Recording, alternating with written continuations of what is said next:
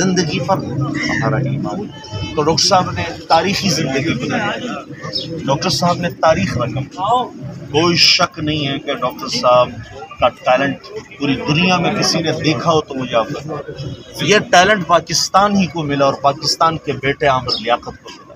تو آپ سب سے گزارش ہے کہ یہی ٹیلنٹ، یہی جذبہ جو لوگوں کو فائدہ پہنچائے، جو لوگوں میں احساس جگائے، آپ ایسا جیتا جاگتا چراغ بن جائیں کہ آپ کو کسی قسم کی ہوا نہ بجھا سکے اور آپ پاکستان کا نام روشن کر جائیں۔ تو ڈاکٹر صاحب کا آج اس دنیا سے اس طرح چلے جانا کہ ہم سب افسردہ ہیں۔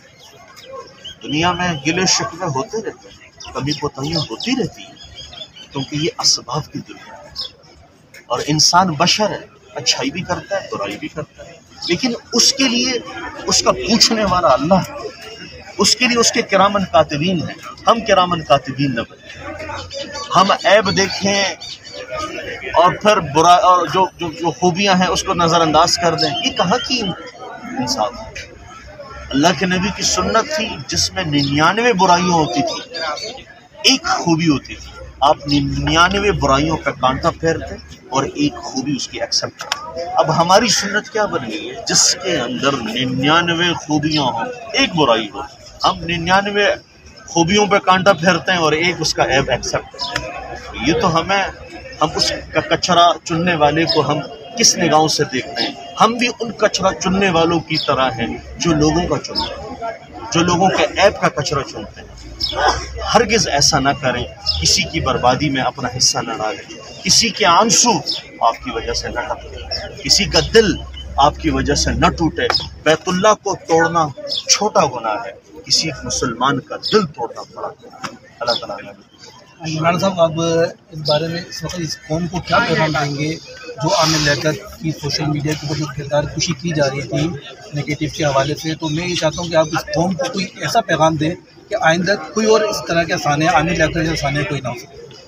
دیکھیں، اس میں سب سے بڑی ذمہ داری جو ہے وہ ریاست کی ہے۔ ریاست اس لیے ذمہ دار ہے کہ ہم اپنی ریاست کو ماں باپ کا درجہ دیتے ہیں، جو ان کا حکم ہوگا وہ ہم پر وہ قانون لاگو ہوگا۔ تو اب ہم رعایا ہیں، ہماری عزت، ہمارا تحفظ وہ یقینی طور پر ریاست بنائے گی۔ تو ریاست کی ذمہ داری ہے کہ ہم جو اس قسم کے افراد ہوں، جو ٹیلنٹڈ ہوں، اس قسم کے افراد جن کو خداداد صلاحیتوں سے اللہ نے مالا مال رکھا ہو، تو ان کو اس طرح سے ان کی تذلیل کی جائے کہ ان کو آگے زندگی گزارنا مشکل ہو، ان کو لوگوں میں باہر آنا مشکل ہو، ان کو اسکرین پہ آنا مشکل ہو جائے۔ ہر انسان کے اندر، میں نے آپ سے گزارش کی، عیب موجود ہیں، لیکن یہ کون سا ٹیلنٹ ہے کہ کسی کی کردار کشی کریں، کسی کے گھر میں ہم گھس جائیں، کسی کے میاں بیوی کے معاملات کو ہم ٹھٹولے کہ کیا کہہ رہے ہیں، کیا ہو رہا ہے۔ تو میں عوام سے یہ کہنا چاہتا ہوں کہ آپ نے ایک اس شخص کو موت کی نیند سلا دیا، آپ کے ان کمنٹس نے، آپ کی ان تحریروں نے، آپ کے ان سبسکرائبرز اور لائک اور کمنٹس نے، آپ کے ان تھم نیلز نے، آپ کے ان اینکرز نے اس کا اتنا کردار ادا کیا کہ ایک ایسے شخص کو، ایک ایسے ٹیلنٹڈ شخص کو، جس کے خطابت کے ملکے کے سامنے سب سر خم تسلیم تھے، جس کی جواب دہی میں کوئی ان کا ثانی نہیں تھا، جن کا دماغ کمپیوٹر اور لیپ ٹاپ سے زیادہ تیز تھا، انہیں بھی موت کی نیند ہم نے سلا دیا۔ تو اب یہ بتائیں کہ آپ کو اور ہمیں، جنہوں نے اس کام میں حصہ لیا تھا، ان کو شرم آنی چاہیے، ان کو افسوس ہونا چاہیے کہ وہ اللہ سے معافی مانگے کہ یا اللہ، اگر ہم نے ڈاکٹر صاحب کی کردار کشی میں اپنا حصہ ڈالا، ہم آپ سے معافی کے طلبگار ہیں۔ اور اگر ایسا نہیں ہوا، میرا ایک جملہ یاد رکھیے گا، اگر آپ نے اس میں حصہ لیا تھا، اس پورے سچویشن میں آپ کا اس میں عمل دخل تھا، یاد رہے یہ چیز آپ کے ساتھ بھی ہونی ہے۔ جیسے کرنی ویسے برنی، نہ مانے تو کر کے دیکھ، جنت بھی جہنم بھی ہے، نہ مانے تو مر کے دیکھ۔ تو جیسے کریں گے وہ ہم ہوئیں گے۔ تو گزارش ہے کہ آج ڈاکٹر صاحب کے جنازے کے موقع پر ہم سب دل سے، اگر ہماری کوئی کوتاہی ہے، ہم اللہ سے معافی مانگیں، اور ڈاکٹر صاحب کے لیے بھی اللہ سے ہم معافی مانگیں کہ یا اللہ ان کی کامل مغفرت فرما، اور ہمیں ایک قوم بنا، ہمیں سہنا برداشت کرنا اور ہمیں اخلاقیات کے دائرے میں رہتے ہوئے زندگی گزارنے کی توفیق عطا فرما۔ اللہ تعالیٰ ہمیں عمل کی توفیق بخشے۔ تو مولانا صاحب، بحیثیت آپ ایک عالم، میں تھوڑی سی مختصر سی بات پوچھنا چاہتا ہوں کہ بحیثیت ایک عالم اسلام کے حوالے سے بتائیے گا کہ اسلام، ہمارا دین، ہماری شریعت اس طرح کے معاملات کے اوپر، جیسے کہتے ہیں کہ ایک دوسرے کا پردہ رکھنا چاہیے، کسی کے عیبوں میں پردہ ڈالنا چاہیے، تو ہمارا دین، ہمارا مذہب اسلام کیا کہتے ہیں؟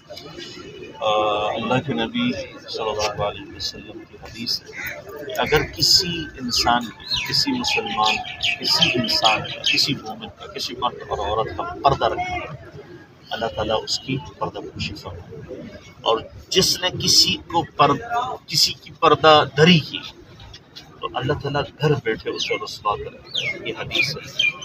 تو لہٰذا اگر اسلام کے پوائنٹ آف ویو سے دیکھا جائے تو اسلام ہے ہی سلامتی۔ اسلام درس ہی اسی کا دیتا ہے، لا تجسس، کسی کے پیٹھ پیچھے مت جانا کہ کیا کر رہا ہے وہ، کس طرح کر رہا ہے، یہ اس تجسس میں نہ پڑنا، کسی کے عیب نہ دیکھنا، کسی کی برائیوں پہ نگاہ نہ ڈالنا، اور اگر نظر آ جائے تو اندھے بن جائے کہ میں نے دیکھا ہی نہیں۔ تو لہٰذا اس وقت ہماری ذمہ داری یہ ہے کہ غلطی کرنے والا غلطی کر جاتا ہے، ہم اس کی غلطی کی تصدیق کرتے ہیں، ہم اس کی غلطی دوسروں تک پہنچاتے ہیں کہ وہ بھی یہ غلطی کرے۔ لہٰذا اس میں ہمارا کردار ہے ان لوگوں کا جو اس چیز کو ہوا دے کر، ان کو نہیں پتہ کہ چند چیزیں جو ملنی ہیں جس کی خاطر یہ ایسا کر رہا ہے، اسی کے لیے تو اسلام نے غیبت کو حرام قرار دیا۔ حالانکہ غیبت کیا ہے؟ کسی کی پیٹھ پیچھے اس کی برائی بیان کرنا، جو اس میں ہے، اور اگر کسی میں نہیں ہے اور اس کو بیان کر دیا جائے تو اسلام کہتا ہے کہ یہ تو حرام ہے، یہ تو سود ہے، یعنی اللہ سے اعلان جنگ ہے۔ اور بدترین، جیسے آپ کا سوال ہے، آپ سے پوچھا گیا، آپ نے فرمایا کہ بدترین ظلم وہ ہے کہ کوئی کسی مسلمان کی آبروریزی کرے۔ یا رسول اللہ، آبروریزی کا کیا مطلب ہے؟ کہ کسی مسلمان کی تذلیل کا سبب ہے کوئی مسلمان۔ اور آپ نے فرمایا کہ بہترین مومن وہ ہے جس کو لوگ دیکھیں اور طبیعت خوش ہو جائے، اور بدترین آدمی وہ ہے جسے لوگ دیکھیں اور راستہ بدلیں۔ تو ہم ان میں نہ آئیں کہ لوگ ہمیں دیکھیں اور راستہ بدلیں، ان میں نہ آئیں جن کے خیر نہیں شر زیادہ ہوں۔ تو یقیناً ہمیں دوسروں پر افسوس کرنے کے بجائے اپنے آپ کو دیکھنا چاہیے، دوسروں میں خامیاں ڈھونڈنے کے بجائے اپنی خامیاں دیکھنی چاہیے، دوسروں کو تولنے کے بجائے اپنے آپ کو تولنا۔ تو یقیناً اگر یہ چیز یہاں سے تبدیلی شروع ہو جائے گی، جو برائی آپ کو باہر نظر آ رہی ہے اسے آپ اپنے اندر سے نکالیں۔ میں ایک میسیج دینا چاہوں گا۔ کل ہم بیٹھے ہوئے تھے شیفا صاحب کے ہیڈ آفس میں، میں، مولانا صاحب اور ہم لوگ بہت قریبی دوستوں میں ہیں، ہمارا کھانا کھانا بیٹھنا سب ان کے ساتھ۔ تو وسیم بھائی سے بھی یہی بات ہوئی تھی کہ جو ڈاکٹر صاحب کو سب سے زیادہ نقصان ہوا ہے کہ سوشل میڈیا کچھ اچھے چلا رہے ہیں اور کچھ برے چلا رہے ہیں، صرف اپنے سبسکرائبر، لائکس اور اس کے لیے۔ ڈاکٹر صاحب نے کئی دفعہ مولانا صاحب سے پوچھے، مجھے ان کو کھانے کے اوپر کہا کہ مجھے کسی چیز سے اتنا نقصان نہیں ہوا جتنا سوشل میڈیا نے میری جو ہے پرائیویسی کو ہرٹ کیا ہے۔ میں ریاست پاکستان سے صرف یہ ریکویسٹ کروں گا کہ اگر پرائیویسی کی اس طرح کی ویڈیو اپلوڈ ہو بھی جاتی ہے تو ان کو پلیز آپ لوگ یا تو اسٹرائک مول پہ بلر کر دیں یا تو لگائیں۔ یہ صرف اسی غلطی سے ہمارا آج اتنا بڑا نقصان ہو گیا، اتنا بڑا ذہن رکھنے والا، اتنا بڑا آدمی آج ہم سے۔ مجھے پرسنلی دکھ یہ ہے کہ ہم ان کے بہت قریبی دوستوں میں تھے، مولانا صاحب کو کھانا کھانا، آنا جانا، تو میں پرسنلی درد اس لیے رکھتا ہوں، اور ان کی آواز تھی جو میرا ایک فرض تھا آپ لوگوں تک پہنچانے کے لیے، کہ وہ کہہ رہے ڈیجیٹل میڈیا نے مجھے اتنا ہرٹ نہیں کیا جتنا کہ مجھے صرف یہ سوشل میڈیا نے میری پرائیویسی کو اتنا ہائی لائٹ ہوا، جس کے وہ ڈپریشن میں تھے۔ اپنے قریبی دوستوں سے انہوں نے لاتعلق کی۔ میں اور مولانا صاحب نے بہت کوشش کی کہ ان کو ہم اپروچ کریں، ان کے گھر گئے، لیکن وہ مل ہی نہیں پا رہے تھے کہ ہم ان کو لے جائیں، کہیں دکھائیں، اچھا سا ایک ٹریٹمنٹ ہو جائے، وہ واپس اپنی زندگی میں بحال ہے۔ ان کے آگے پلانس تھے، حج کرنے کے لیے جا رہے تھے، مولانا صاحب سے بات ہوئی بھی تھی، واپس وہ کم بیک کرتے ایک اور اچھے طریقے سے سامنے کھل گیا۔ بس یہی ریکویسٹ تھی آپ سب اپنا سوشل میڈیا والوں سے کہ اس چیز کو زیادہ سے زیادہ ہائی لائٹ کریں، اور FIA اس میں ہے، سائبر ہے، یہ ساری ان چیزوں کو دیکھ کے اگر کوئی بچہ نادانی میں یا کوئی بھی اس کو اپنا آگے کر دے تو ان کا ریاست کا کام ہے کہ اس پہ ٹیم بٹھا کے اس کو بلر کرے یا آگے نہ آئے۔ تھینک یو، بہت شکریہ. بلال بھائی آپ سب بہت اچھے انسان ہیں. ہمارے گھر تو میں بھی تشریف لاتے تھے مولانا صاحب کو، میرے بچوں کی شادی میں بھی تشریف